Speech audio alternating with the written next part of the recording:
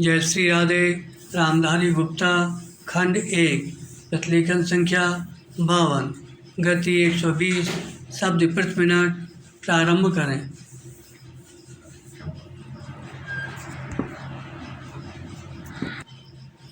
महोदय, यद्यपि योजना के अंतिम रूप पर यह औपचारिक बहस अब हो रही है, हमने योजना के प्रारूप के बारे में काफ़ी ब्यौरेवार विचार किया था। एक माननीय सदस्य ने कहा है कि योजना से ऐसा नहीं लगता कि कामों को निपटाने में तत्परता जरूरी है।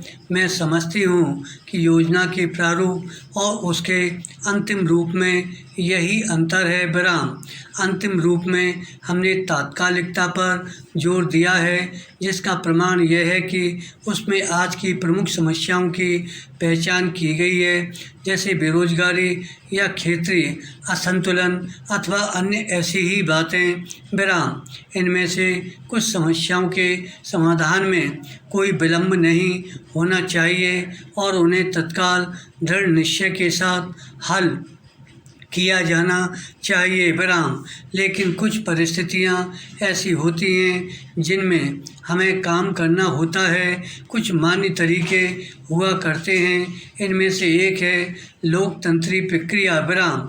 बहुत से लोग चाहते हैं कि हम कई काम एक साथ करें और इनमें से कुछ के बारे में हम सहमत भी हैं कि वे सही काम हैं, लेकिन हम लोकतंत्री प्रक्रिया के प्रति वचनबद्ध हैं। हम जनता की राय से काम करने के लिए प्रतिबद्ध हैं। हमें अधिकाधिक जनता और पार्टियों को अपने साथ लेकर आगे बढ़ना है।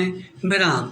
मैं समझती हूँ कि अगर इससे हमारी गति कुछ धीमी भी रहती है तो भी हमारी प्रक्रिया को बल मिलता है और हम जो भी काम हाथ में लेते हैं उसे बल मिलता है।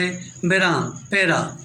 दूसरा तरीका मिश्रित अर्थव्यवस्था का है, जिससे शायद कुछ लोग सहमत नहीं हैं, लेकिन जिसे हमने अपने लिए निर्धारित किया है। ऐसी अर्थव्यवस्था की अनेक त्रुटियां भी होती हैं, लेकिन हमारे देश में आज जो परिस्थिति है उसमें हमारी सरकार, हमारे पूर्ववर्तियों और आज के सहयोगियों ने यह अनुभव किया कि हमें इस तरीके को अपनाकर चलना चाहिए। मिश्रित अर्थव्यवस्था का अर्थ मेरी समझ से यह नहीं है कि कुछ समृद्ध परिवारों को इसका लाभ मिलता रहे।